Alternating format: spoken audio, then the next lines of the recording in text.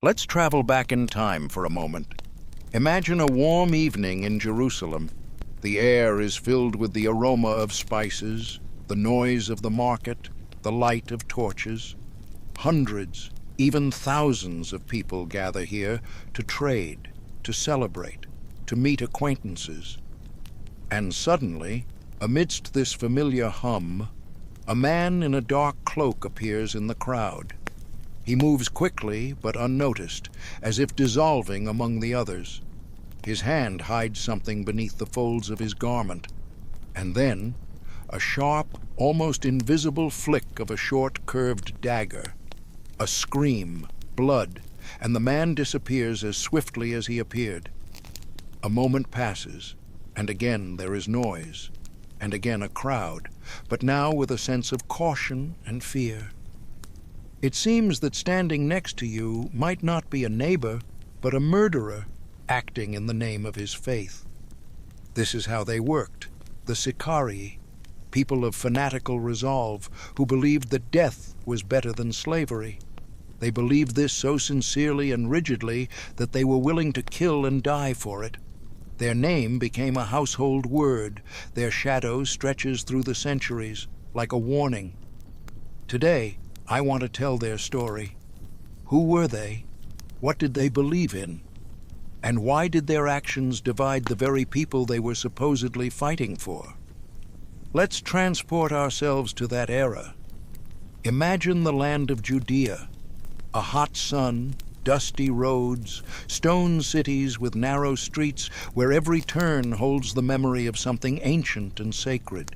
Here, people had lived for centuries by their faith, their traditions, their way of life. And then, into this world, came others, the Romans.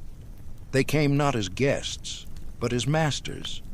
To understand what people felt, you need to imagine more than just a change of power. It was something greater. It was a feeling that your entire world had been turned upside down, that everything you believed in was now in question. By that time, the Roman Empire had already conquered vast territories. It knew how to govern peoples, build roads, create laws. But for the Jews, Roman rule was not just a new administration. It meant the presence of a foreign culture, foreign gods, a foreign way of life right in the heart of their sacred land. Jerusalem, the city of the temple, the city of prayers, a city where every stone seemed consecrated. And now, Roman legionaries stood here. They walked the streets in their armor, spoke a foreign language, and looked down on the locals. They did not understand the local customs and did not try to. For them, this was just another province of the empire. Imagine the feelings of an ordinary person who leaves his home every morning and sees these standards with eagles, these soldiers at the gates. He goes to the market, and there are Romans there too. He goes to pray, and even near the temple, guards stand watching the crowd. But the hardest thing for ordinary people was not the presence of soldiers, but the taxes. The Roman Empire was built on taxes. Every province had to feed the metropole, pay for the maintenance of legions, for the construction of roads and aqueducts. For a peasant, this meant that a significant part of the harvest went into foreign hands. Imagine, you work in your field for a whole year. You plow the land, sow the grain, water the vineyard, and then comes harvest time, and along with the joy come the tax collectors. These men came with tablets, with records, with demands. They took grain, oil, wine, and the most offensive part was that often these collectors were not foreigners, but their own neighbors, people who, for the sake of profit, agreed to serve the Roman administration. The people called them publicans, despised them, considered them traitors, for they grew rich from the suffering of their own countrymen. They lived in large houses, dressed in expensive clothes, and all of this was bought with money squeezed from the poor. Roman garrisons in the holy cities, but taxes were not all. The Romans understood that you couldn't hold a people with money alone. Force was needed, and so military garrisons appeared throughout Judea. In cities that had long been considered holy places, soldiers now lived. They set up their barracks, their drills, their festivals, and this was unbearable for the devout, for the Romans worshipped their own gods. They erected statues, offered sacrifices, lit fires before images of the emperors, and for the Jews, all this was an abomination. Their faith forbade worshipping anyone but the one God. And now, right next to them, in their cities, things were being done that seemed to them sacrilegious. One can imagine an elderly man who has lived his whole life in this city, who remembers a time when there were no foreigners here. He walks down the street and sees a statue of a Roman emperor. For the Romans, it is just a sign of power, a symbol of respect. But for him, it is an insult to everything he believes in. And it was in this combination of political oppression and religious insult that the main pain of the people lay. If the Romans had simply governed, collected taxes, but respected local traditions, perhaps things would have been different. But they brought their own world, their own culture, their own faith with them. And this world was incompatible with the world of the Jews. For the Romans, all religions were more or less equal. They easily incorporated foreign gods into their pantheon, building temples to Egyptian goddesses and Persian deities. But the Jewish faith was different. There was no room for compromise here. There was only one God, one truth, one path. And so, every day of life under Roman rule was an unbearable trial for many. It was not just political humiliation, it was spiritual violence. In such an atmosphere, the people could not remain united. The answers to the same question were too different. What is to be done? Some said, we must adapt. Rome is too strong to resist. It's better to preserve what we have than to lose everything. These were the Sadducees, people from noble families, wealthy, educated.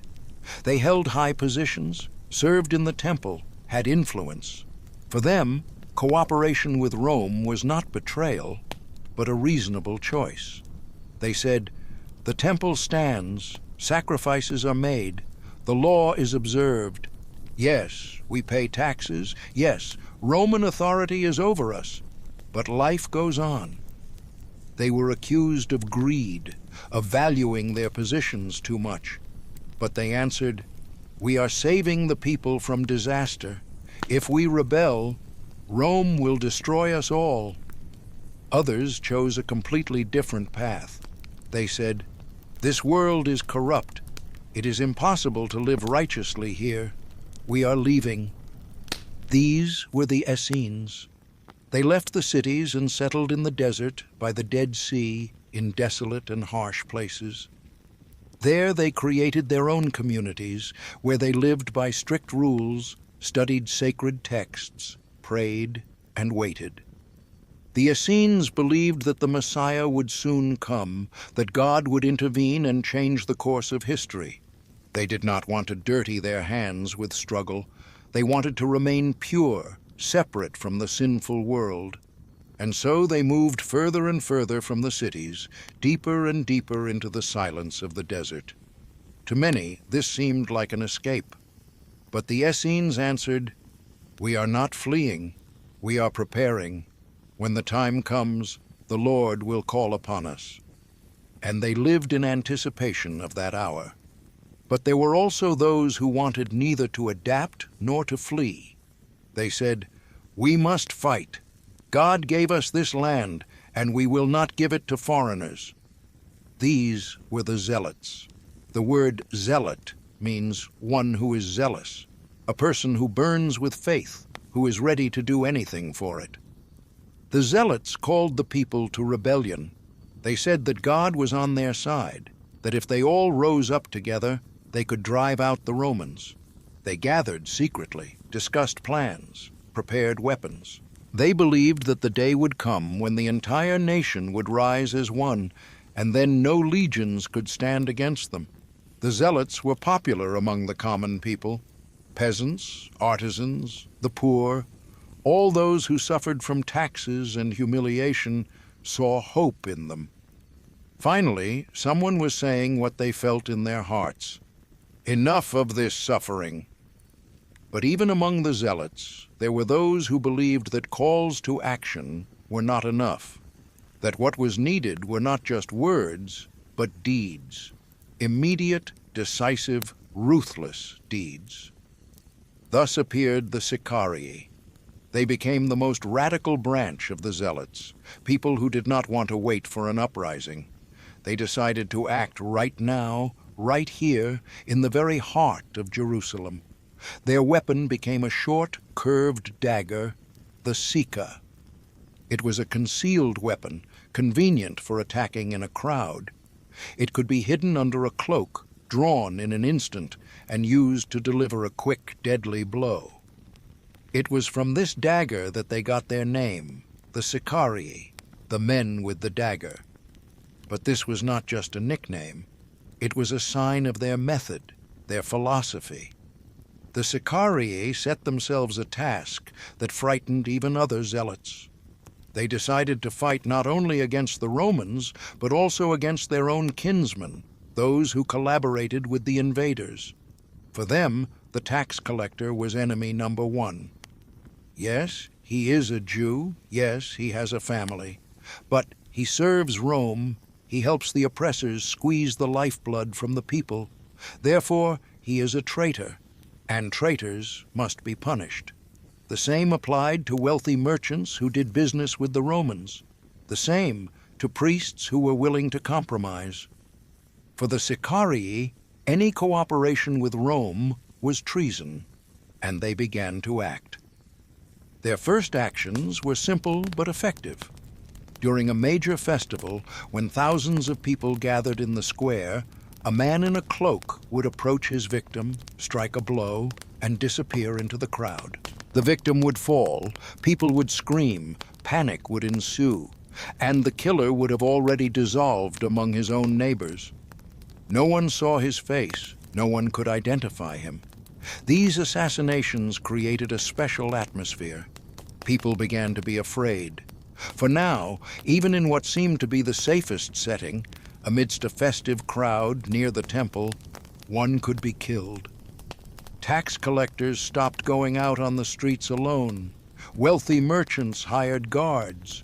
Officials looked over their shoulders, fearing every shadow. And this was exactly what the Sicarii wanted. They wanted to show that the enemy is not safe. A traitor cannot sleep soundly. Everyone who serves Rome must know they are being watched, and one day the reckoning will come. But along with this, the fear of the Sicarii also turned inward upon society itself. The people became even more divided. Some saw the Sicarii as heroes, defenders of the faith, people who had finally started to act. Others considered them murderers and fanatics who were destroying the last hope for peace. Families quarreled, friends became enemies. For now, it was impossible to simply live quietly without taking a position.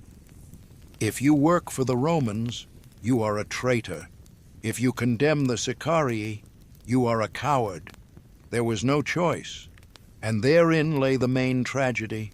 The Sicarii wanted to protect their people, wanted to free them, but their methods tore this people apart from within, turning neighbors into suspects, friends into potential enemies. Thus was born a movement that forever changed the history of Judea. Before the eyes of an exhausted, divided people, a force emerged that chose the path of the dagger and the shadow. Their name became a symbol of uncompromising struggle, but right from the beginning, at its very birth, this movement showed that the path of violence leads not only to a fight against the enemy, but also to war within one's own house. The Sicarii believed they were saving their people.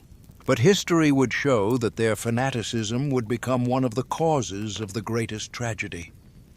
Let's try to look into the souls of these people, to understand what drove them, what made them take up the dagger and go to their death, their own or someone else's.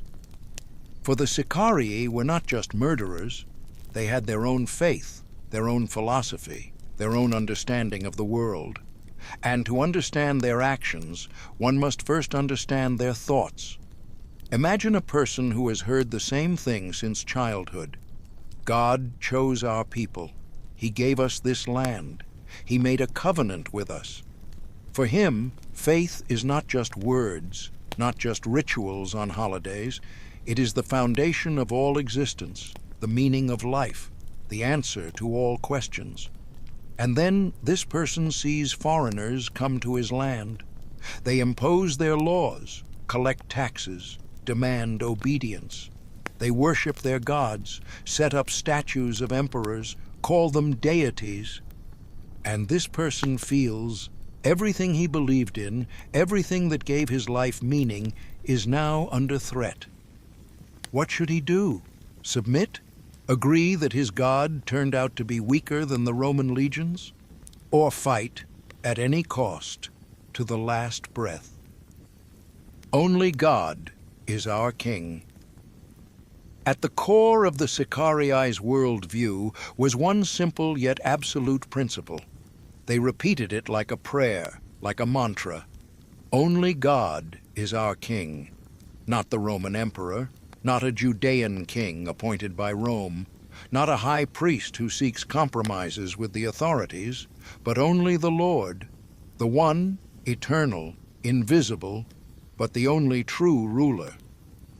For us today, this might sound like a beautiful metaphor, but for the Sicarii, it was a literal truth. They believed any attempt by a man to place himself above another man, to call himself a king or a lord, is a usurpation of the authority that belongs only to God. And from this followed everything else.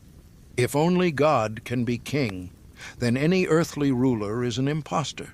The Roman emperor, who demands to be worshipped as a god, is not just an invader, he is a blasphemer. And those who obey him, recognize his authority, pay him taxes. They are renouncing the true king. Do you understand the power of this idea? It transformed a political struggle into a holy war. It was no longer just a fight for independence, not just a desire to get rid of heavy taxes.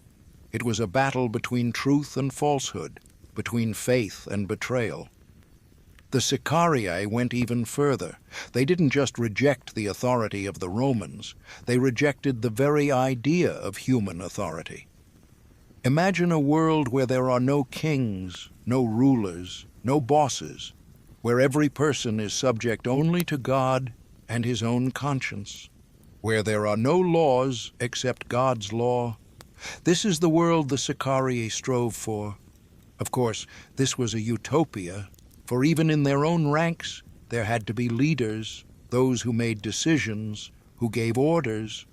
But in their ideal vision, these leaders were not rulers, but guides of God's will. This idea made them particularly dangerous, for if any human authority is illegitimate, then any ruler is an enemy. It didn't matter if he was Roman or Judean, kind or cruel. The very fact that he had appropriated the right to command others made him a criminal.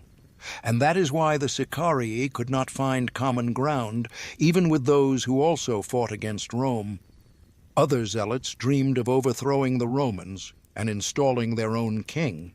But the Sicarii said, "No, no king but God." Of course, the main enemies were the Romans. They were the invaders who came with sword and fire. They destroyed cities, killed those who resisted, and imposed heavy taxes on the population. For the Sicarii, the Romans embodied everything that was evil. They worshipped many gods.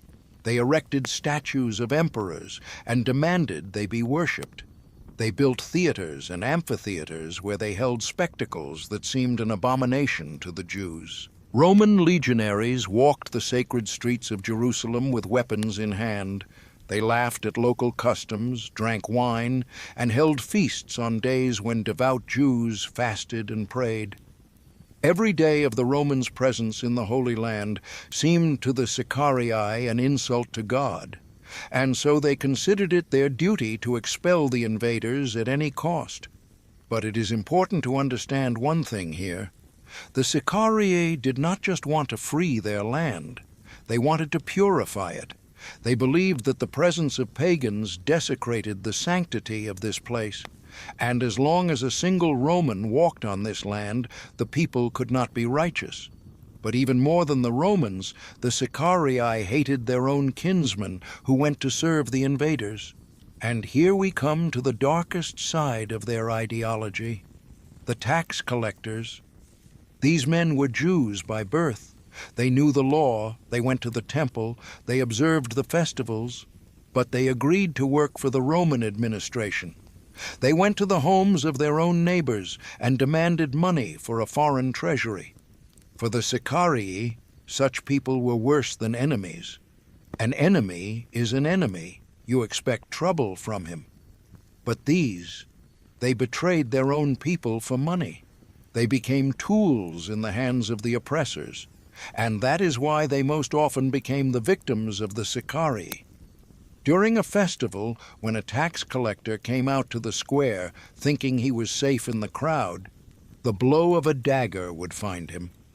The same applied to priests who sought compromises with Roman authorities, to wealthy merchants who traded with the Romans, to officials who served in the administration. They were all enemies in the eyes of the Sicarii. It is important here to understand the psychology of this hatred.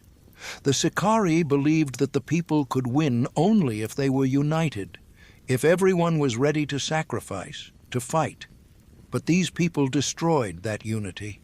They showed that it was possible to live under Roman rule, even to prosper. And by doing so, they undermined the people's will to resist.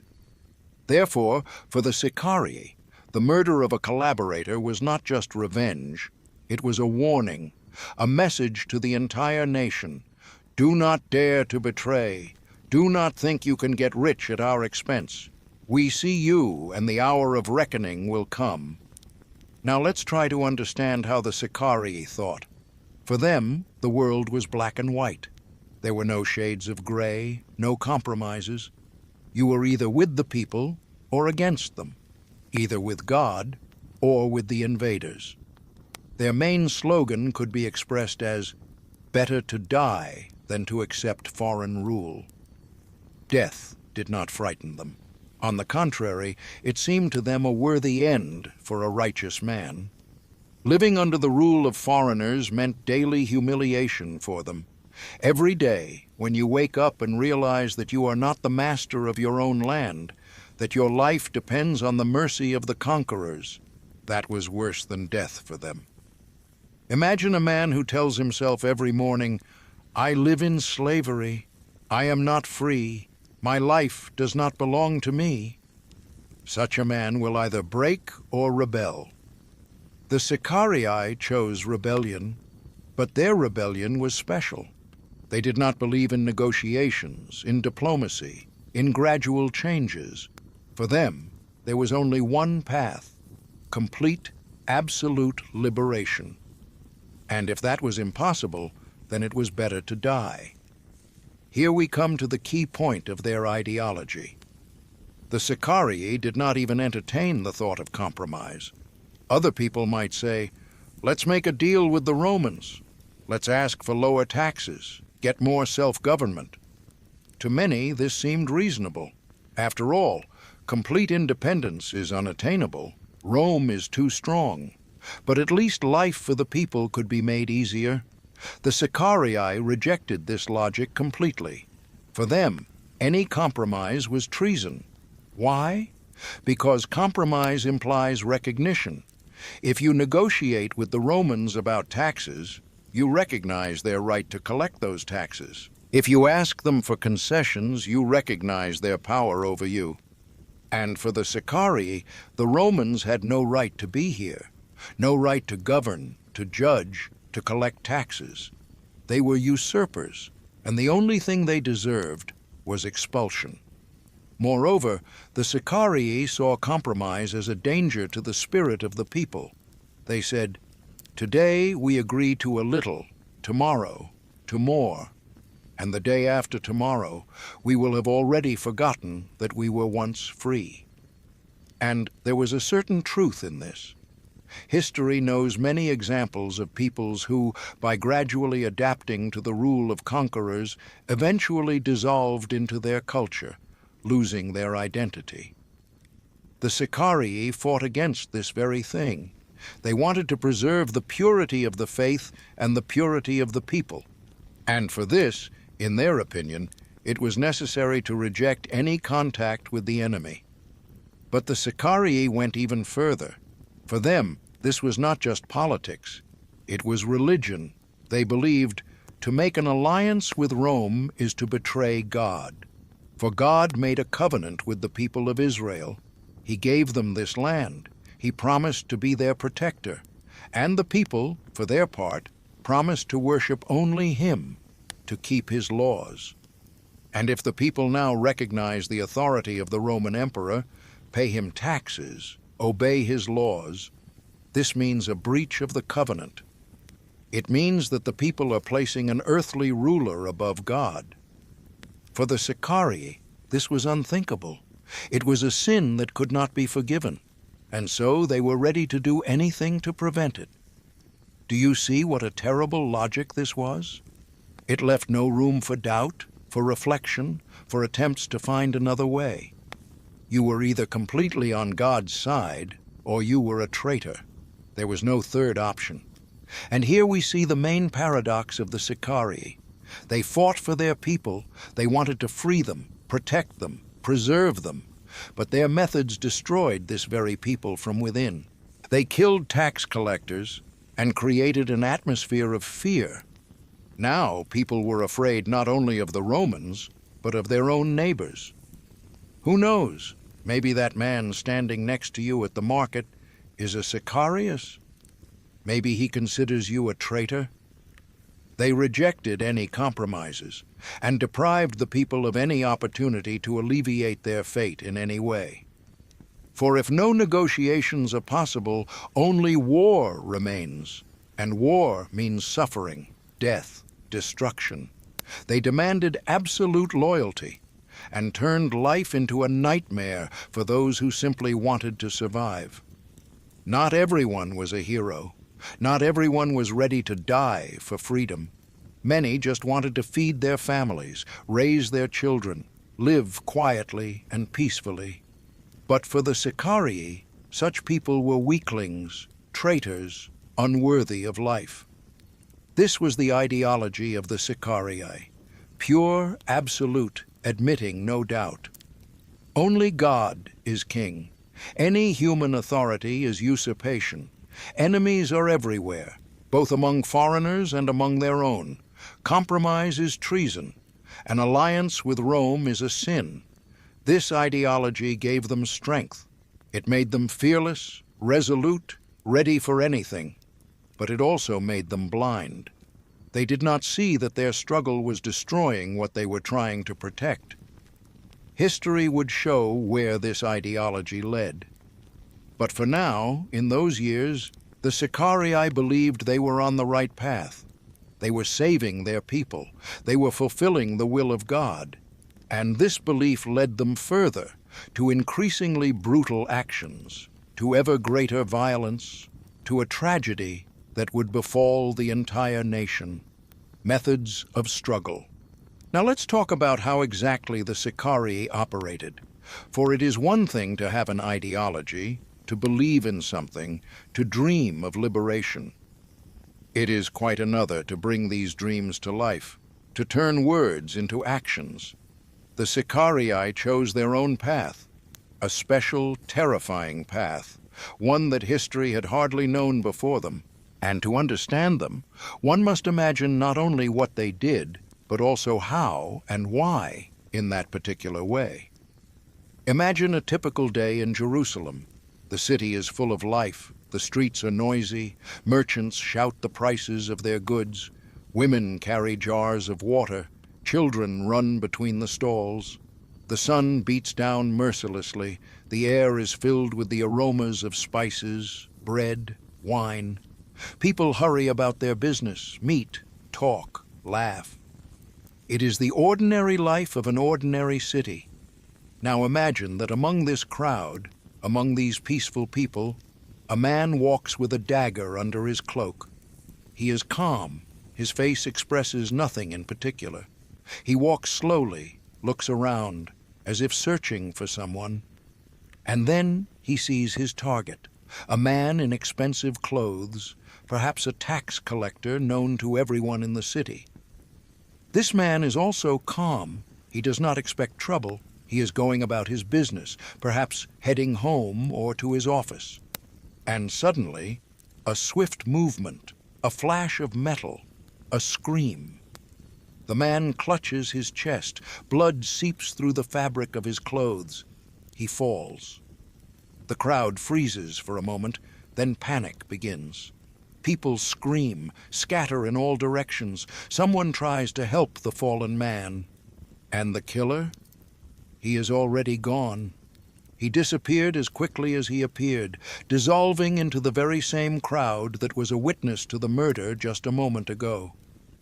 This is how the Sicarii operated. Quickly, unexpectedly, lethally, and most importantly, in plain sight, but in such a way that no one could catch them. Their methods were simple but effective.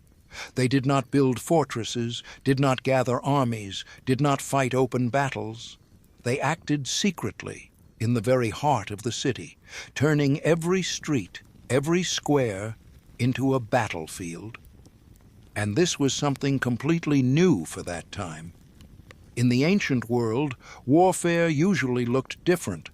Armies would line up against each other, blow trumpets, beat drums, and the battle would begin. Or a city would be besieged, siege engines would be built, the walls would be stormed.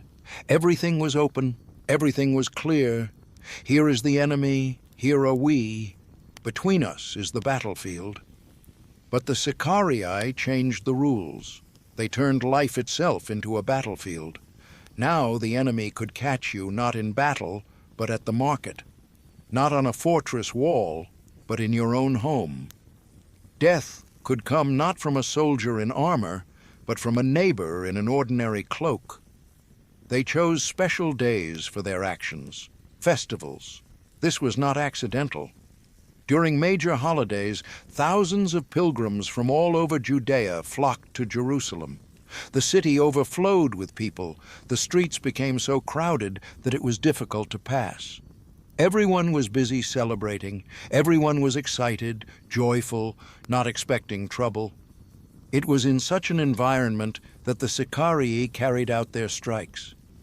Imagine a festival, music, singing, laughter. People are hugging, congratulating each other. Children are running among the adults.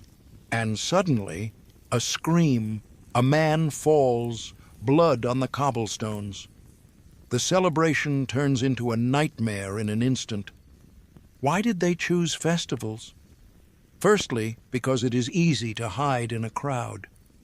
When there are thousands of people around, when everyone is dressed more or less the same, when there is noise and movement everywhere, a killer can disappear in seconds. He simply throws away the dagger, takes off his cloak, changes his expression, and now he is no longer a killer, but one of the shocked witnesses. Secondly, a murder during a festival had a special effect. A festival is a time of joy, a time when people feel safe, when they forget about their daily fears. And at that moment, a reminder that no one is safe was particularly potent. It was like a punch to the gut, unexpected, painful, paralyzing. The victims of the Sicarii were chosen very carefully. They were not random people.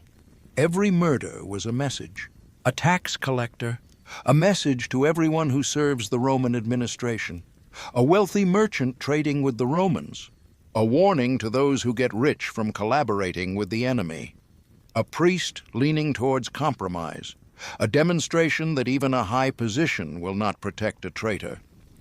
The Sicarii were masters of psychological warfare, although they, of course, did not use such terms themselves. They understood to kill one person is not enough.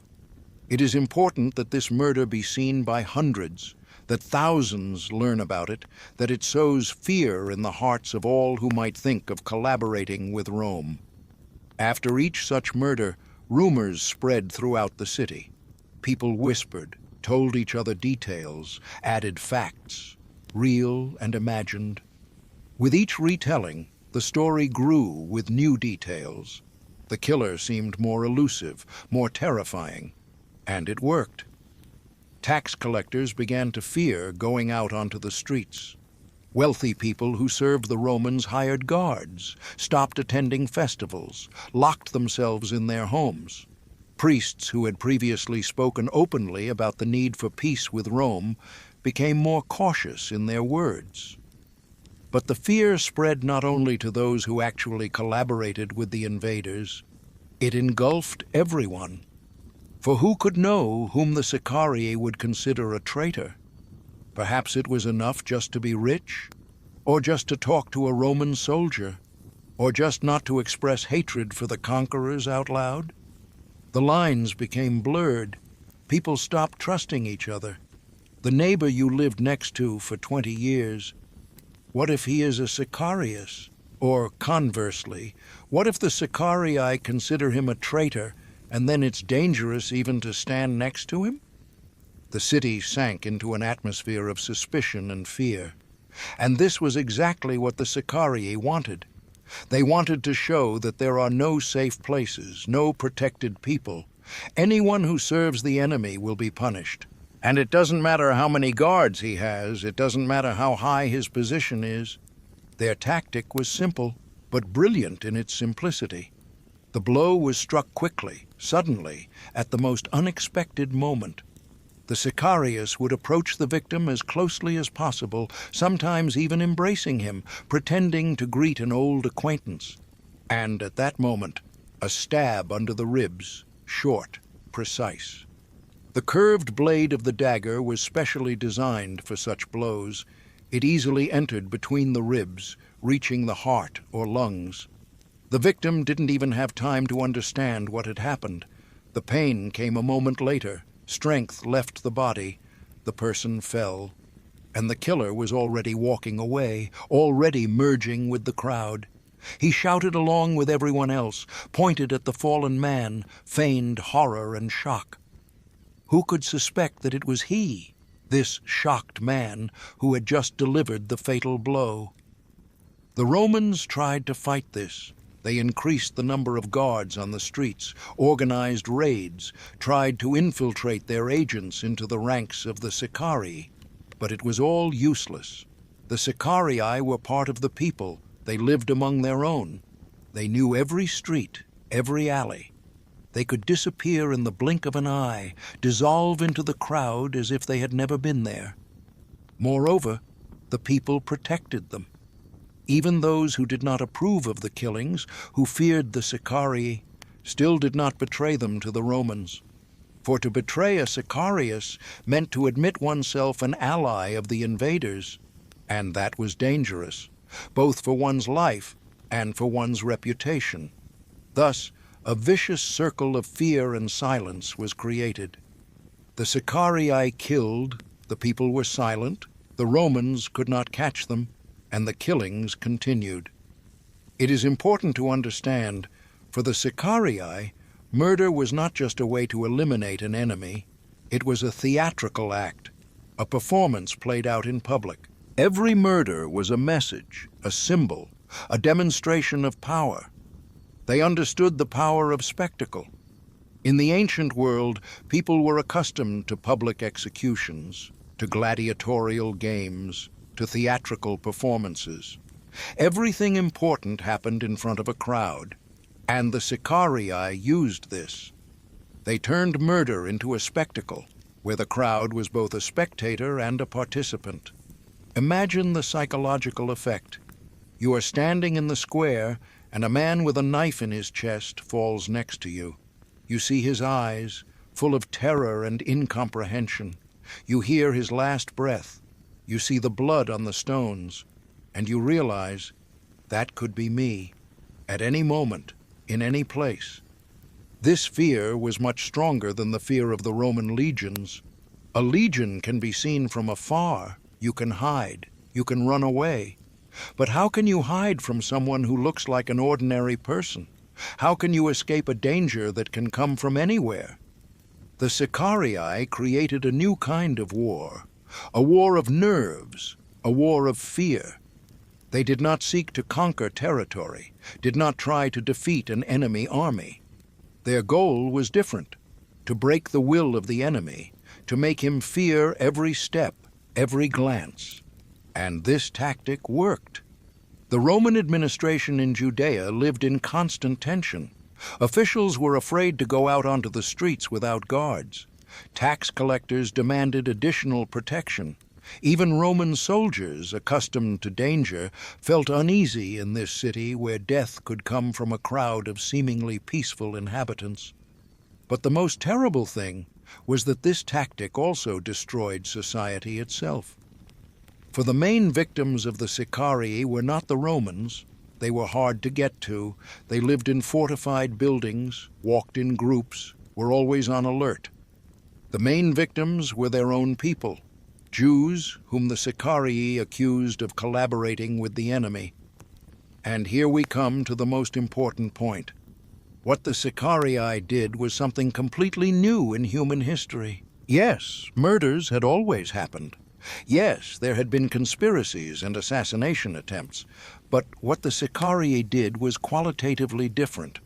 They did not kill for personal revenge. They did not kill for power or wealth. They killed for an idea. Their goal was not just to eliminate a specific person, but to create an atmosphere of general fear, to paralyze the enemy's will, to force the entire nation to make a choice, either with us or against us. This was the first systematic campaign of political assassinations in history, directed not against military personnel or rulers, but against the civilian population. The first attempt to use fear as the main weapon. The first example of what, many centuries later, would be called terrorism. Of course, the Sicarii themselves did not call it that. For them, it was a holy war, a struggle for faith and freedom. They considered themselves warriors of God, executors of His will. Every murder was for them an act of justice, the punishment of a traitor. But if we look from the outside, if we set aside their own explanations and motives, we see all the same signs: political assassinations of civilians, the public nature of these assassinations, the goal of creating an atmosphere of fear, the desire to force society to change its behavior through terror. The Romans did not know how to fight this. Their army was created to fight other armies.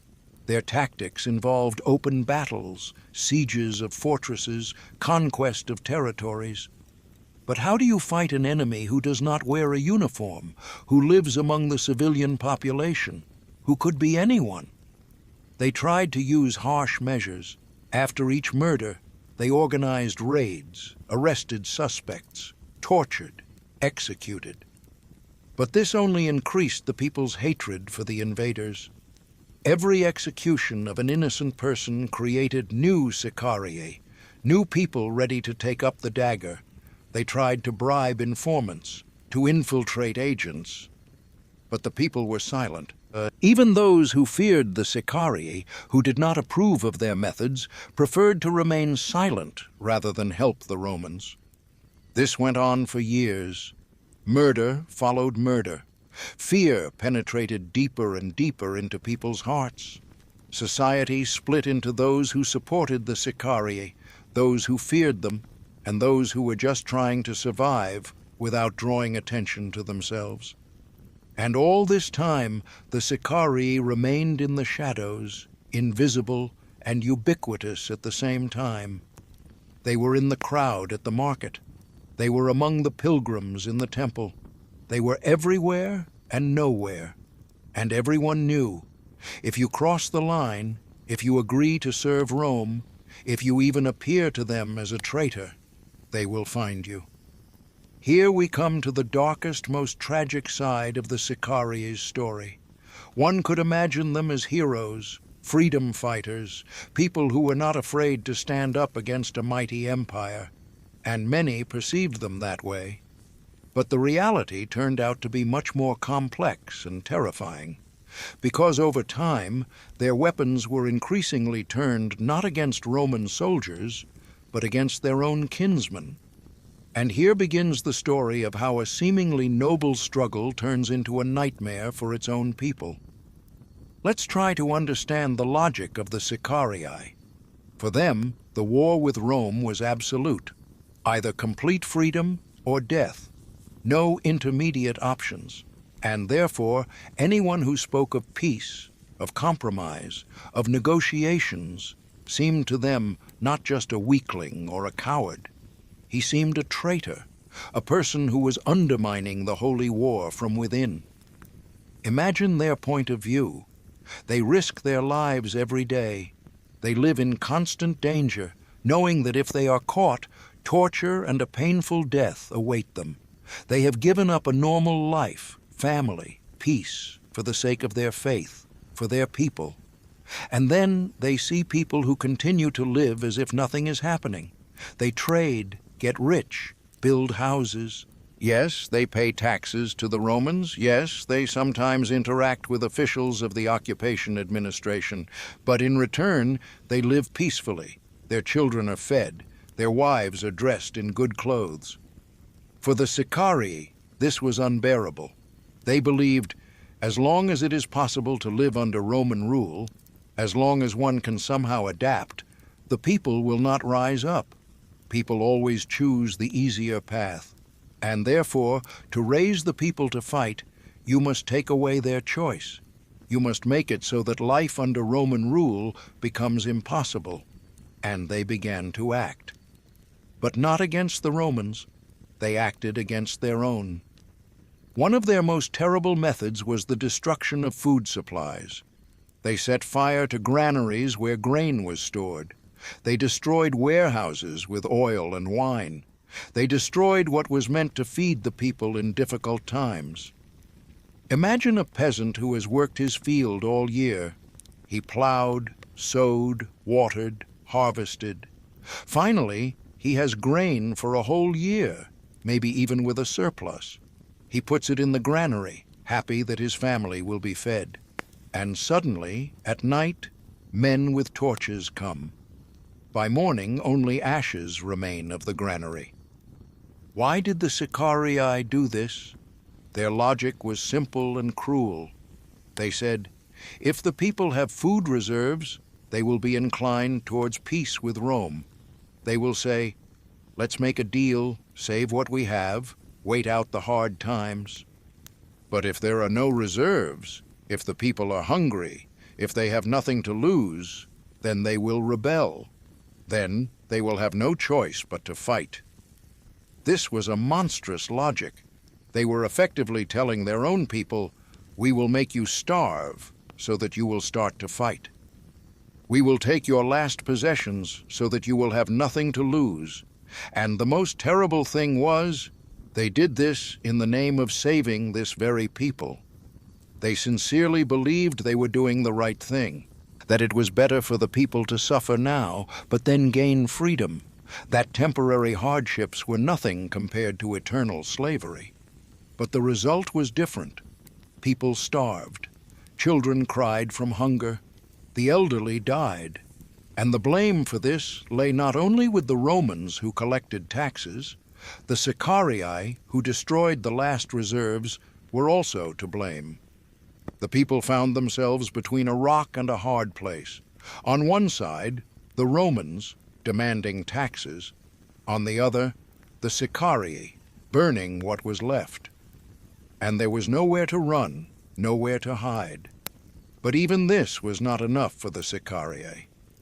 They began an active fight against those who dared to speak of peace. and here their cruelty knew no bounds. If a person was found in a city or village who openly spoke of the need for negotiations with Rome, of the need to seek a compromise, death awaited him. Sometimes quick, sometimes agonizing. The Sicarii didn't just kill such people. They made their deaths a warning to others. Imagine a community elder, a respected man to whom people listened. He sees the suffering of his people and says, "Let's try to negotiate with the Roman authorities, ask them to lower taxes, to ease the burdens." To him, this seems like a reasonable solution. He is not a traitor, he just wants to help his people survive. But to the Sicarii, he is an enemy. He undermines the people's will to resist. He sows the seeds of capitulation. And therefore, he must be eliminated. And so, one morning, this man is found dead. Sometimes with a note explaining what he paid for, sometimes without any explanation, just a dead body, thrown in a prominent place for all to see, for all to understand. News of such murders spread instantly throughout the area. People understood the message. Be silent. Do not dare even to think about peace. Do not dare to utter the word compromise. Otherwise, the same fate will befall you.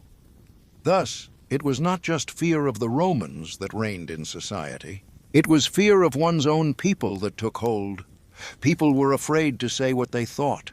They were afraid even to discuss the possibility of a peaceful solution within their families. For who knows? Maybe there is a Sicarius among the listeners? Or someone will report to the Sicarii. Society turned into a place where suspicion and distrust reigned. A neighbor could become an informer. A relative could turn out to be a fanatic. Any careless word could cost a life. And the Sicarii increased the pressure. They didn't just kill individuals. They created a system of terror directed at their own people. If someone in a village dared to openly criticize the Sicarii or call for peace, a group of armed men would come there. They would carry out an exemplary punishment, sometimes killing not only the guilty person, but also members of his family, to serve as a lesson to others. Imagine the atmosphere of those times.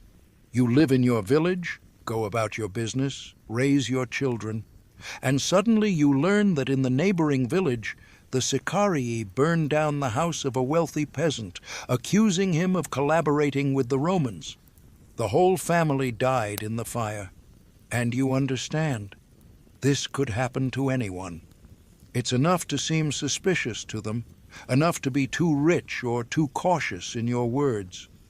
Priests and religious leaders also came under fire. Those among them who tried to find a balance between faith and reality, who said that one could serve God and at the same time not rush into a senseless war with Rome, became enemies in the eyes of the Sicarii. And here we see a particular cruelty. For priests were not just influential people, they were the spiritual mentors of the people. Their word carried enormous weight. And when the Sicarii killed a priest, accusing him of betraying the faith, it shook society to its foundations. People saw, even the ministers of the temple, even those who had dedicated their whole lives to God, were not safe from the wrath of the Sicarii. And if they could be declared traitors, then who could be safe at all? The terror of the Sicarii turned inward on society more and more. They created lists of enemies of the people. These lists included not only obvious collaborators like tax collectors, they included wealthy landowners, successful merchants, influential citizens, everyone who, in the opinion of the Sicarii, could sway the people towards peace with Rome simply by their example of a prosperous life. The logic was simple. If you are rich and successful under Roman rule, it means you are profiting from the occupation. It means you have an interest in maintaining the status quo. It means you are an enemy of liberation. It didn't matter that you might just be a good farmer, a skilled merchant, a hard-working person. It didn't matter that you don't serve the Romans directly. Don't collect taxes for them. Don't inform on your neighbors. Your very prosperity made you suspicious, and people began to fear even success, to fear showing their wealth. They hid money, dressed in simple clothes, pretended to be poor. Because wealth had become dangerous, society began to degrade. Those who could have developed trade, created jobs, helped the poor, preferred either to flee Judea or to hide their wealth. The economy suffered, the people became poorer, and the fault for this lay not only with Roman taxes, but also with the policies of the Sicarii. But the most terrible thing was not the material impoverishment. The most terrible thing was the moral decay of society. People stopped trusting each other. The traditional bonds that had held society together for centuries were destroyed. Before, the community was a place of mutual help. Neighbor helped neighbor, families supported each other, elders resolved disputes, priests gave advice. All of this was based on trust, on common values. Now, everything was collapsing. An elder was afraid to give advice that might seem treacherous to the Sicarii. A priest was afraid to preach mercy and forgiveness because it could be interpreted as a call for surrender. Neighbors were afraid to help each other if the help went to a person suspected of ties with the Romans. Families were torn apart. Fathers argued with sons. Brothers became enemies. One believed that they must fight to the end. Another wanted just to survive. And these disagreements led to tragedies. There were cases where a son informed on his father to the Sicarii, accusing him of being ready to compromise with Rome. There were cases where a brother killed a brother, considering him a traitor. Family ties, which had always been sacred, were torn apart by fanaticism and fear. And here we come to the main paradox of the entire history of the Sicarii. They sincerely considered themselves defenders of the people and the faith. They were convinced that they were saving their people from slavery, preserving the purity of the faith, fighting for a bright future. In their own eyes, they were heroes, martyrs, people who sacrificed themselves for the common good. But in reality, they became the executioners of their own people. Their actions brought suffering not to their enemies, but to their own. They destroyed society from within, turned the lives of their kinsmen into a nightmare, forced people to live in fear and hunger. This was a moral paradox of terrifying power.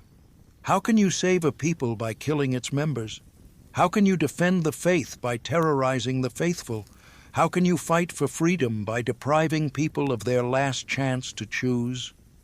The Sicarii did not see this contradiction. For them, everything was simple. There is truth and there is falsehood. There is loyalty and there is betrayal. There is struggle and there is surrender. And whoever is not with them is against them. They did not understand that a people is not a monolith, that people are different, that everyone has their own circumstances, their own fears, their own hopes, that not everyone is ready to become a hero and die for an idea, that the majority just wants to live, raise children, work on their land. For the Sicarii, such people were weaklings, unworthy of freedom. They said, "If you are not ready to fight, then you are a slave in spirit, and slaves must either be awakened or eliminated, so they do not interfere with the struggle." But reality was more complex than their black and white picture of the world. A peasant who just wanted to save his harvest to feed his family was not a traitor. A merchant who did business with the Romans was not necessarily an enemy of the people. Perhaps he was just trying to survive in hard times.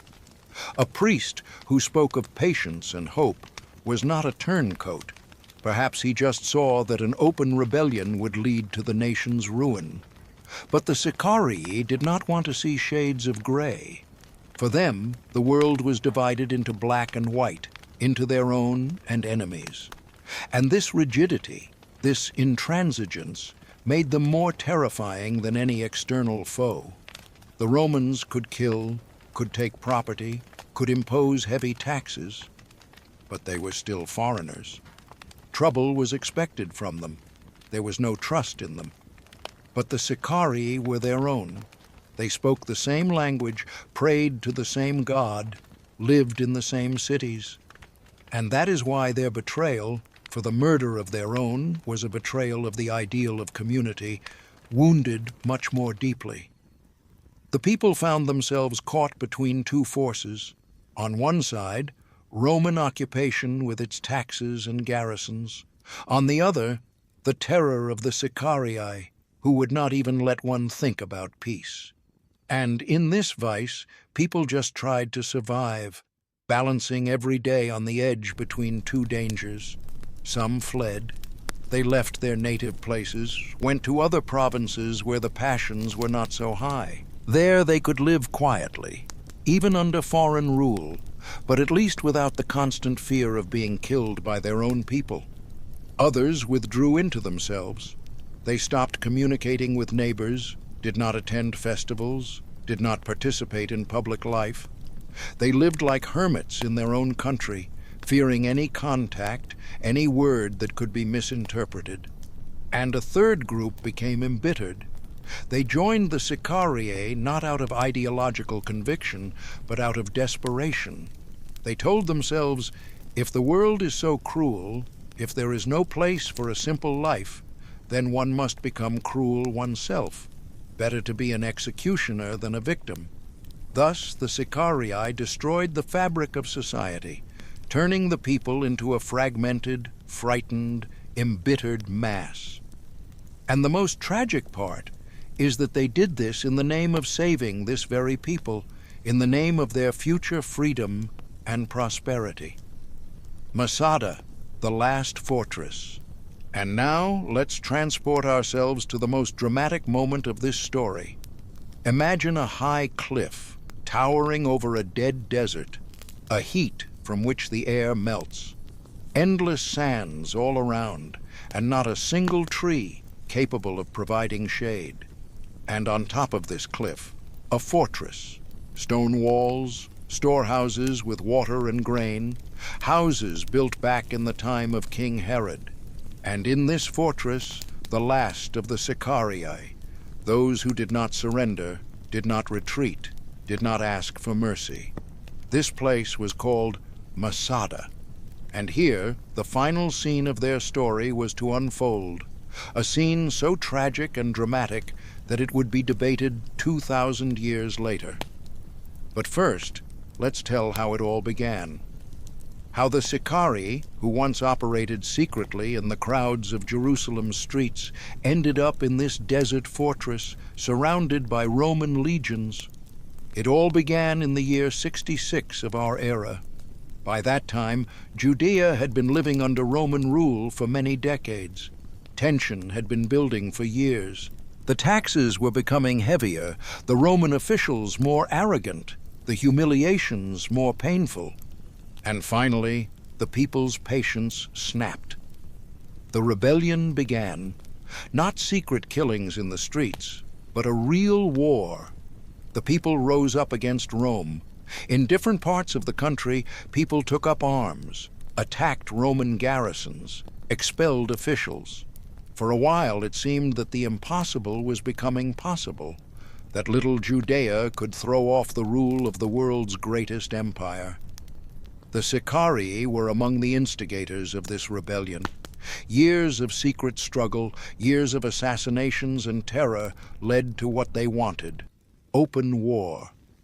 Now there was no need to hide in the crowd. One could fight openly. But the war turned out to be brutal and bloody.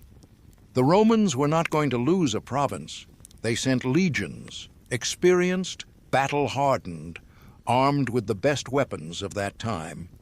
And these legions began to methodically suppress the rebellion, city by city, fortress by fortress. Years passed. Judea was bleeding dry. Cities were destroyed. The temple, the sanctuary of the people, was burned. Jerusalem fell. The rebellion was drowned in blood and fire. By the year 70, most of the country was again under Roman control. But not everyone surrendered. Groups of rebels hid in the deserts, in mountain fortresses, continuing the fight even when it became clear that there would be no victory. And one of these groups, the Sicarii and their families, took refuge in the fortress of Masada. Masada was an ideal refuge. Imagine a cliff several hundred meters high, with sheer drops on all sides. The only way to the top was a narrow, winding path where a few people could hold off an entire army. At the top, a fortress with powerful walls, once built by King Herod as a refuge in case of a rebellion. There were storehouses with grain, huge cisterns with water, armories, a place that could withstand a long siege. The Sicarii captured Masada at the very beginning of the rebellion and turned it into their base. From here they made raids, here they hid their loot, here gathered those who did not want to submit to the Romans. By the end of the war, when all was lost, Masada remained the last island of resistance. The Romans could have just left them there. What threat did a handful of people trapped on a rock in the middle of the desert pose to the empire? They weren't going anywhere. Sooner or later their supplies would run out, and they would either surrender or die of starvation. But the Romans could not allow this. For them, Masada had become a symbol. As long as one fortress resisted, the rebellion was not completely crushed. As long as one ember of revolt smoldered, others might decide on a new uprising.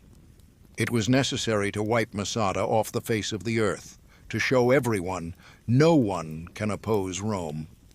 And in the year 73, a Roman legion approached Masada. Imagine the scene: thousands of soldiers in the desert, a camp set up at the foot of the cliff, tents everywhere, campfires, the clang of weapons. The siege was commanded by an experienced general, a man who had already taken more than one fortress. From above, from the walls of Masada, the besieged looked down on this force. 960 people, men, women, and children, against an entire legion. They saw the Roman standards, heard the commands of the centurions, watched as construction began at the foot of the cliff. The Romans began to build a siege ramp. It was a grandiose structure, an embankment of earth and stones that was supposed to reach the top of the cliff. Thousands of slaves and soldiers worked day and night, carrying baskets of earth, laying stones, tamping down the soil. The besieged watched this and understood. Every day the ramp grew. At first, it was just a pile of stones at the base. Then it grew into a small hill, then into a real embankment, rising higher and higher. They tried to interfere with the construction. They shot arrows, threw stones, but the Romans protected themselves with shields, built sheds, and the work continued. The ramp grew relentlessly, like a sentence of fate. Month after month, the siege went on. Up above, in the fortress, life continued in a strange state of anticipation. There were enough supplies for now. Herod had built solidly. The storehouses were full. There was water, there was food, but there was no hope. People prayed, argued, tried to find a way out. Maybe they should try to break through at night, descend on the other side of the cliff where there were fewer Romans, but where to run? The desert was all around. The nearest settlement was days away, and there were Roman patrols everywhere. Maybe surrender? Ask for mercy? But everyone knew what awaited prisoners. At best, slavery. At worst, torture and a public execution.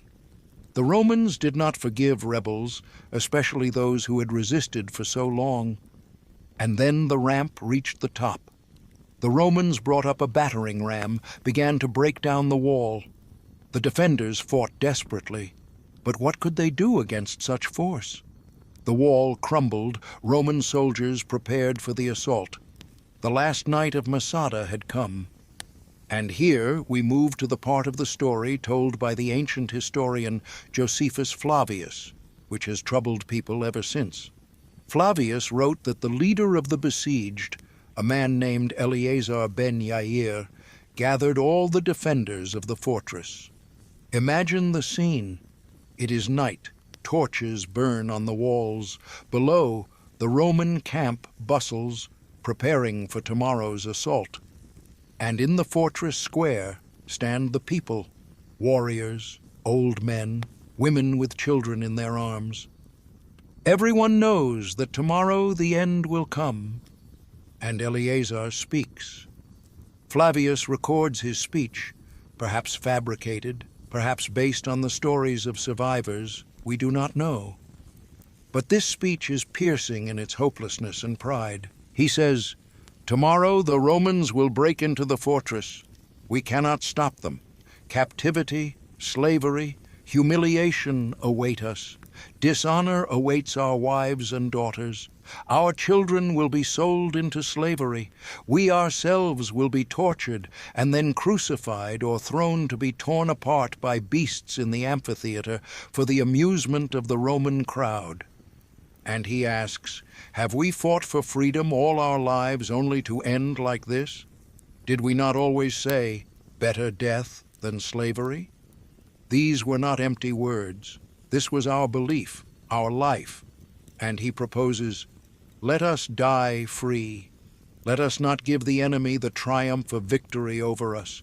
Let us depart on our own, by our own will, without waiting to be led away in chains. According to Flavius, the people hesitated at first. It is easy to talk about death when it is far away, but when it is here, when you must raise your own hand against your wife, your children, yourself, that is something else entirely. But Eleazar persuaded them. He spoke of honor, of faith, of the soul's immortality, and that death is a liberation, not an end. He reminded them of everything they had endured, of all the sacrifices they had made for freedom. And finally, the people agreed. They decided to die all together, not leaving a single living soul for the enemy. But how to do it? Suicide was a sin for Jews, a violation of God's law. They needed to find a way that would not defile their souls. And then they devised a terrible procedure. They chose 10 men by lot. All the others lay down next to their families. And these 10 men went through the fortress, killing one after another, first the women and children, then the men. Imagine that night. The silence of the fortress, broken only by the distant noise of the Roman camp. Torches cast long shadows on the walls, and in every house the same tragedy unfolds. A father says goodbye to his children, a husband to his wife, and then one of the 10 comes with a sword. When everyone was dead, these 10 men cast lots again. One of them had to kill the other 9, and then himself. And finally, when all was finished, the last man set fire to the storehouses so that nothing would be left for the enemy, and ran himself through with his sword. In the morning, the Romans burst into the fortress, ready for battle. But instead of resistance, they were met with a dead silence. Bodies were everywhere. Men, women, children, all dead. About 960 people had gone to their deaths. Only 2 women and 5 children survived. They hid in a water cistern and lived through that terrible night. It was from them, according to Flavius, that what had happened became known. The Roman soldiers, accustomed to the horrors of war, were shocked. They expected a battle, loot, prisoners. Instead, they found a silent monument to fanaticism and despair.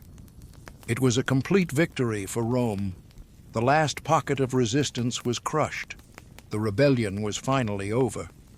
But it was also a victory for the Sicarii, in their own understanding. They did not surrender. They did not let themselves be captured. They died free, true to their principle, better death than slavery. This is how Josephus Flavius told the story. And since then, it has been passed down from generation to generation as a symbol of courage and devotion to ideals. But is it all true? Or is it a beautiful legend invented by Flavius for his readers? Historians still argue about this. Some believe that Flavius's account is mostly accurate. Yes, perhaps he embellished some details, added drama to Eleazar's speech, but the essence of what happened is most likely as he described it. In favor of this version is the fact that archaeologists have indeed found traces of a fire and mass death at Masada. Remains have been found, weapons, everyday objects. All this confirms that the fortress was indeed besieged and that people died there. But other historians are skeptical. They point out Flavius was writing for a Roman audience. He needed to show the greatness of the Roman victory, but also to portray a worthy adversary, so that the victory would not seem too easy. The story of mass suicide was perfect for this. It demonstrated the fanaticism of Rome's enemies, their indomitability, and at the same time, their madness. Moreover, the skeptics say the very procedure of the killing, as Flavius described it, looks too theatrical, too orderly.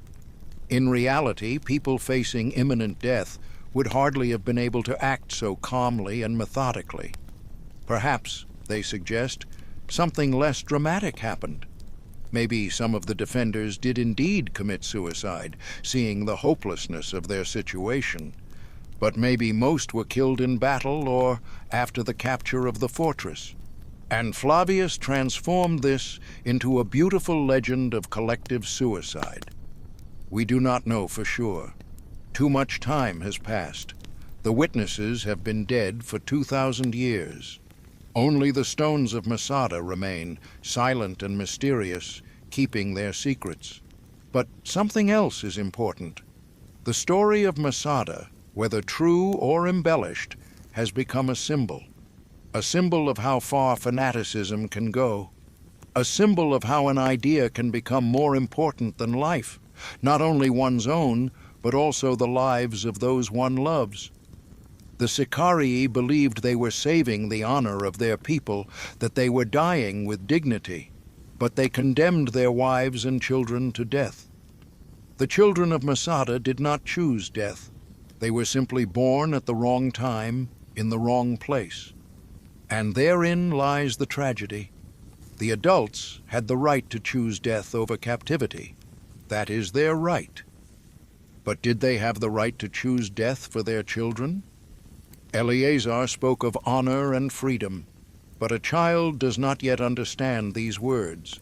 For a child, life is everything, and to take it away, even in the name of high ideals, is murder. Masada was the end of the Sicaries' story. They passed into oblivion as dramatically as they had lived. Their name remained in history as a symbol of irreconcilable resistance, but also as a warning about where fanaticism can lead when an idea becomes more important than people. Now let's try to understand what remained after the Sicarii, what they left to their people and to history. For any movement, any struggle is ultimately judged by its results. And here, a deeply tragic and contradictory picture unfolds before us. Imagine Judea after it was all over. The war suppressed, Masada fallen, the last pockets of resistance destroyed. And what do the people see around them? Ruins where cities once stood, ashes where houses once were, empty streets where life once teemed. Jerusalem, the holy city, the heart of the nation, the place where the temple stood, is destroyed. Not just captured, but specifically destroyed, methodically, cruelly. The Romans did not leave one stone upon another. The temple burned, the walls torn down, the houses dismantled. This was not just a military necessity. It was a desire to erase the very symbol of Jewish resistance. The people are scattered, thousands killed in battles, thousands sold into slavery, thousands fled to other lands, escaping Roman wrath. Those who remained lived on a devastated land under even stricter control than before the rebellion. Was there any point in this? Did the struggle of the Sicarii bring any benefit to their people? Or did it only hasten the catastrophe? The memory of the Sicarii has been split in two from the very beginning. For some, they became a symbol of defiance, martyrs for freedom, people who did not bow their heads before the invaders. These people said, "Yes, we lost. Yes, the price was terrible. But we showed that there are things more precious than life, that freedom and faith are more important than security and prosperity." They looked at Masada and saw in it a greatness of spirit. People preferred death to slavery. This was a heroic feat, albeit a tragic one. It was a testament that the people were not broken, that the spirit of resistance was alive, even if the bodies were dead. In later times, especially in the 20th century when the State of Israel was founded, Masada became an important national symbol. Israeli soldiers would take an oath there, "Masada shall not fall again." This meant, we remember the lesson of history, we will not allow our people to be destroyed again. For these people, the Sicarii were heroes, albeit tragic ones. They fought for a just cause, and if their methods were cruel, so were the times. War is never clean. The struggle for survival leaves no room for tenderness. But there were others, those who looked at the legacy of the Sicarii very differently. For them, the Sicarii were not heroes, but fanatics, not freedom fighters, but murderers who doomed their own people. These people said, "Look at the result." The rebellion, ignited by the actions of the Sicarii, led to a catastrophe. Jerusalem destroyed, the temple burned, the people scattered throughout the world. Centuries of independence ended, and all for what? For a principle, for an idea that proved more valuable than people's lives. They pointed out, the Sicarii said they were protecting the people, but in fact, they killed their own kinsmen more often than they killed Romans. They burned grain reserves, condemning people to starvation. They terrorized their own society, turning life into a nightmare. And most importantly, they deprived the people of a choice. Perhaps if it weren't for their fanaticism, if it weren't for their intransigence, some compromise with Rome could have been found. Not complete independence, of course, but at least the preservation of the temple, at least the opportunity to live on their own land.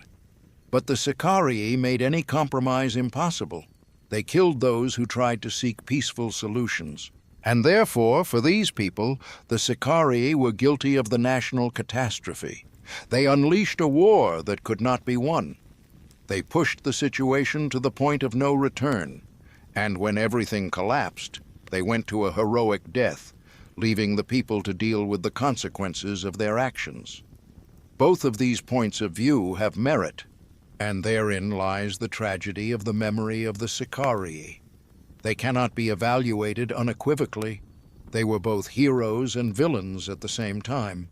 Or, more accurately, they were people who acted from noble motives but led to catastrophic results. Let's look at the concrete consequences of their struggle. Jerusalem is destroyed. That is a fact. Archaeologists still find traces of that terrible destruction today. Layers of ash, burnt stones, broken pottery in houses where people ate for the last time before the Romans broke in. The temple is burned. This was not just the loss of a building. The temple was the center of the nation's religious life. Sacrifices were made there, sacred objects were kept there, rituals connecting the people with God were performed there. And now all of that went up in flames. True, the Jewish religion survived. It transformed, adapted to life without a temple. Synagogues appeared, the role of priests passed to rabbis. The faith did not die, but the loss of the temple was a trauma that is still felt today. The people are scattered. This was the beginning of the Great Dispersion, the diaspora, that would last for almost 2,000 years. Jews spread throughout the known world, to Babylon, to Egypt, to Greece, to Rome, further west and east. They preserved their faith, their identity, but they lost their homeland. And was all this the fault of the Sicarii? Not only theirs, of course. The Romans were cruel. Other rebel groups also bear responsibility. The whole situation was complex, multifaceted. But the Sicarii played their part. They were the ones who made compromise impossible. They killed the peacemakers. They fueled fanaticism. They turned every disagreement into a matter of life and death. Imagine what would have happened if they hadn't existed, if the people could have freely discussed different options, if those who spoke of negotiations with Rome had not feared for their lives. Maybe some solution could have been found. Maybe the rebellion would not have started at all, or it would have started later, under more favorable conditions, or it would have ended sooner, with less bloodshed. We don't know. History does not permit hypotheticals, but we know what actually happened. And in that reality, the Sicarii were one of the forces pushing events towards catastrophe. A divided people. This is another legacy of the Sicarii. Even after their disappearance, the division remained. People could not agree on how to view the past. Who was right? Those who wanted peace or those who called for war? Who was to blame for the catastrophe? The Romans or their own fanatics? These questions poisoned society. People blamed each other. Those who lost loved ones in the war blamed those who called for the rebellion. Those who saw the rebellion as a sacred duty despised those who advised caution. And this division was passed down from generation to generation. The memory of the Sicarii became a weapon in disputes about how a people should behave in the face of a threat. Some said, "We must fight to the end, like the Sicarii." Others replied, "No, look at what their struggle led to." But there is one more lesson that the Sicarii left behind, a lesson about how extremism kills a society from within. This is perhaps their most important legacy. The Sicarii began with a noble goal. They wanted to free their people. They sincerely believed in the righteousness of their cause. But gradually, the means became more important than the ends. The struggle became an end in itself. And in the end, they began killing their own more often than their enemies. This is the classic path of extremism. It starts with righteous anger, with a desire to correct injustice. But then comes intolerance for dissent. Then, a readiness to use violence against those who think differently. Then, the conviction that the end justifies any means. And, at the end, a society torn apart, where everyone fears everyone else. The Sicarii were one of the first examples of this in history. Not the last, unfortunately. In the centuries after them, the world has seen many movements that followed the same path. They started with bright ideals and ended with terror against their own people. And each time the lesson was the same. When an idea becomes more important than people, when an abstract goal is placed above concrete lives, it is a path to catastrophe. The Sicarii said, "Better death than slavery." It sounds heroic, but they applied this principle not only to themselves, but to others. They said, "It is better for you to die than to be a slave. It is better for your children to die than to grow up in unfreedom." And this is no longer heroism. This is fanaticism, because every person has the right to choose for themselves. You can decide that for you, death is better than slavery. That is your right. But you cannot decide this for others. You cannot take the lives of others for the sake of your principles. And the Sicarii did exactly that. They killed those who chose life. They killed those who wanted to try to negotiate. They killed those who simply wanted to wait out the hard times. And at Masada, they even killed their own children, depriving them of the right to choose, to live, to have a future. This is the legacy of the Sicarii. On one hand, an example of unbending courage, loyalty to ideals, a readiness to sacrifice everything for freedom. On the other hand, an example of how noble ideas can turn into a justification for murder, how a struggle for the people can become a war against those same people. History does not give simple answers. The Sicarii were neither absolute heroes nor absolute villains. They were people of their time, driven into a corner by circumstances, moved by sincere faith and sincere hatred. But the result of their actions is obvious. Jerusalem in ruins, the temple burned, the people scattered, thousands dead, thousands enslaved, society divided for generations to come. Was the struggle worth such sacrifices? Was there any point in this resistance? Or would it have been better to seek another path, a path of compromise and gradual change? Each person answers these questions for themselves, based on their own values and beliefs. But the fact remains, the Sicarii chose the path of absolute struggle, and this path led to absolute catastrophe. Their legacy is a reminder of the danger of extremism, of what happens when people stop seeing the shades between black and white, when any compromise is declared treason, when dissent is punished by death. This legacy is relevant even today, 2,000 years later, because in the world there are still those who believe that their idea is more important than human lives, that the end justifies the means, that one can kill in the name of a bright future. And the story of the Sicarii is a warning to them. Look at what it led to. Look at the ruins of Jerusalem. Look at the bodies at Masada. And think, is your idea worth such sacrifices? And now, let's talk about how the story of the Sicarii has come down to our days. 2,000 years have passed since the last of them fell at Masada.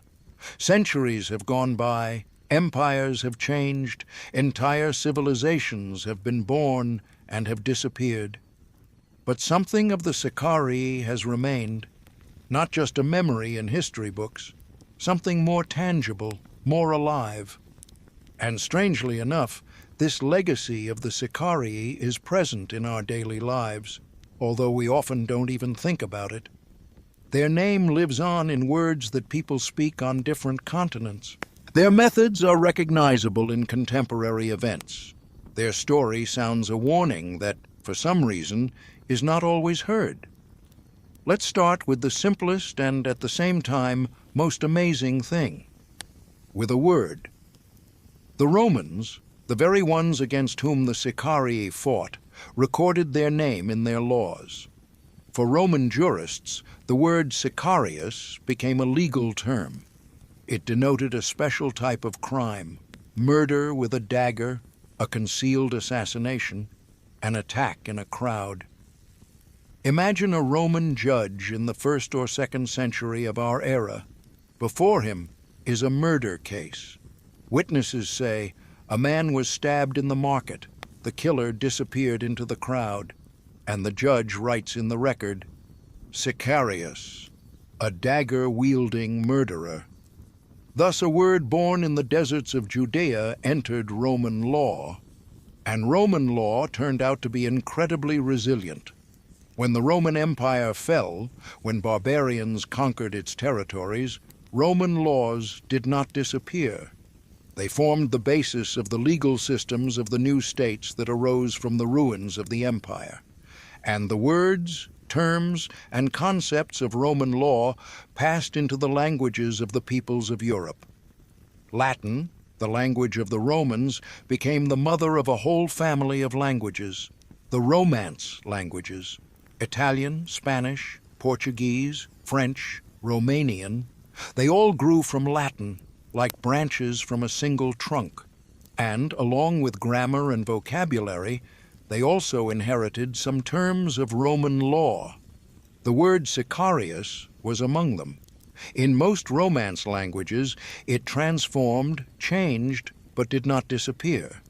And what is surprising, it has retained almost the same meaning it had 2,000 years ago. This is especially evident in the Spanish and Portuguese languages. There, the word sicario, lives and is actively used to this day. And it means a hired killer, a person who kills for money, secretly, often in public places. If you open a Spanish newspaper and read the crime reports from Latin America, you will almost certainly encounter this word. A sicario shot a businessman on the street. The police have detained a group of sicarios. A drug cartel hired sicarios to eliminate competitors. 2 millennia have passed, and the word lives on. The world has changed. Technology has changed. Instead of a curved dagger, there are now pistols and automatic rifles. The geography has changed. Instead of Jerusalem, there is now Medellin or Mexico City. But the essence remains the same. A killer who acts secretly, quickly, among peaceful people, and then disappears. Isn't that amazing?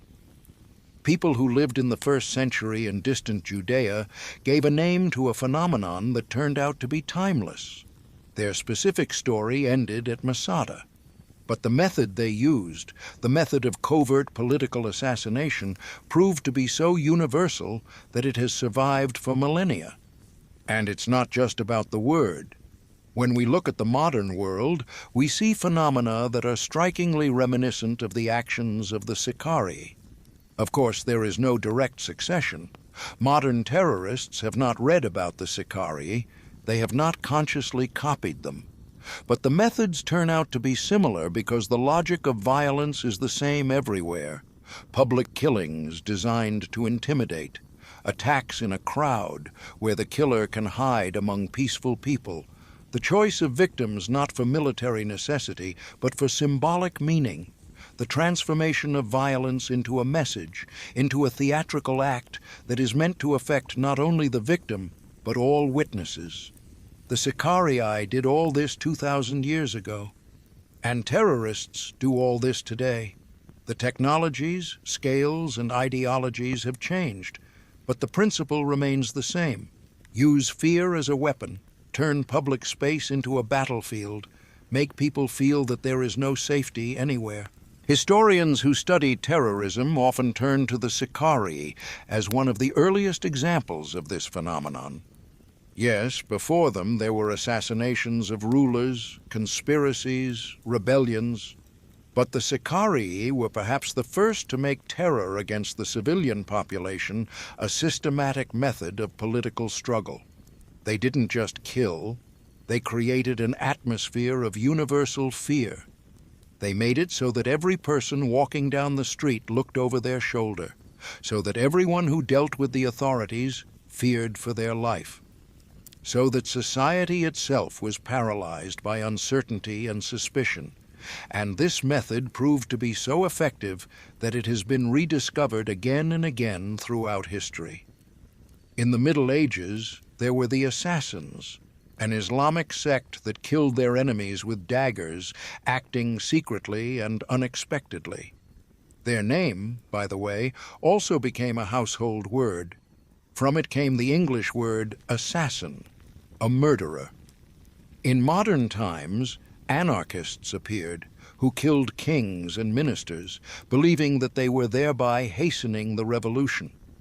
In the 20th century, numerous terrorist organizations, from the Irish IRA to the Basque ETA, from Palestinian groups to the Japanese Red Army, all of them, consciously or not, used the method that the Sicarii first systematically applied, to turn violence into a symbol, a message, a way of putting pressure on society. But there is an even deeper parallel.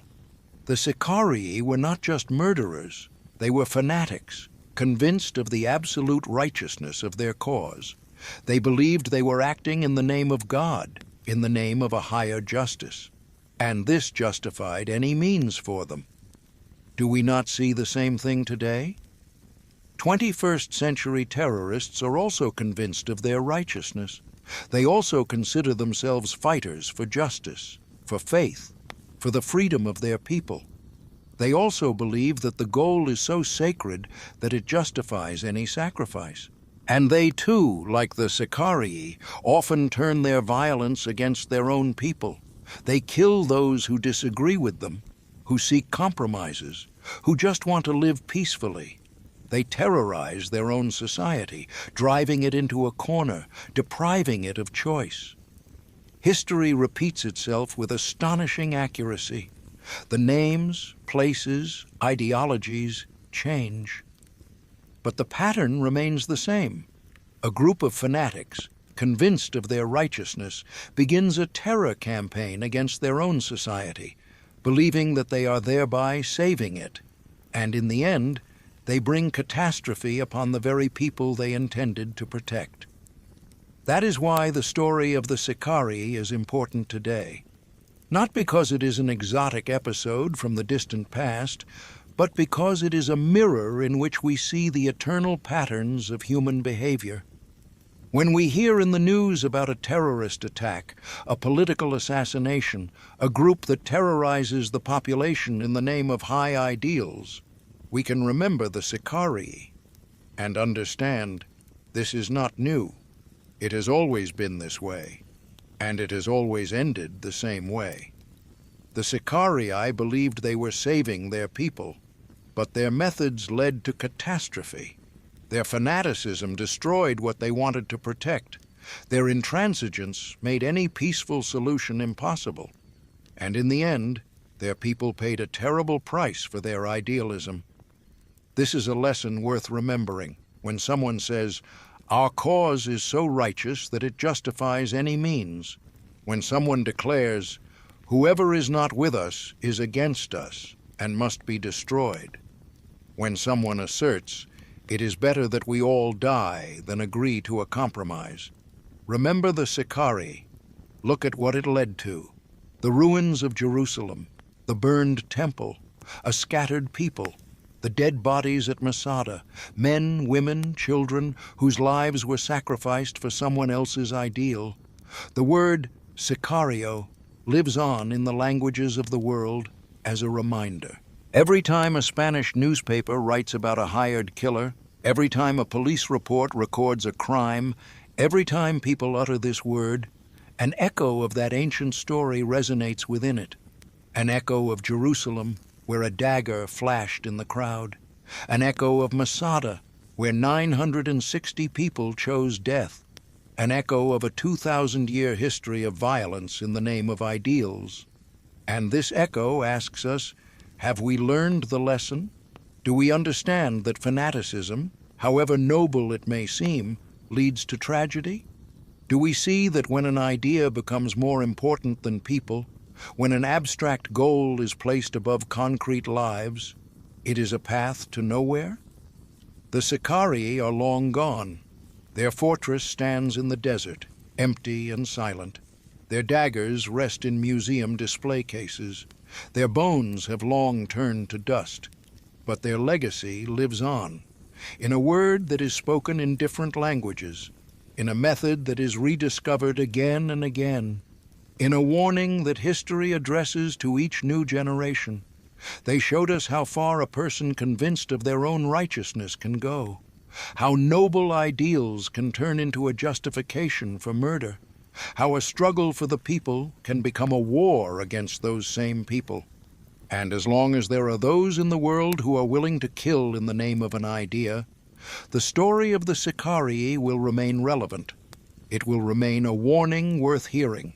It will remain a mirror worth looking into before taking up arms in the name of a bright future. 2,000 years have passed since that night at Masada. But the lesson remains the same. Ideas are not worth human lives. No goal justifies terror against one's own people. No faith gives the right to decide for others whether they should live or die. The Sicarii have passed into history, but their shadow still lies over the present. And as long as we remember their story, we can hope that we will not repeat their mistakes.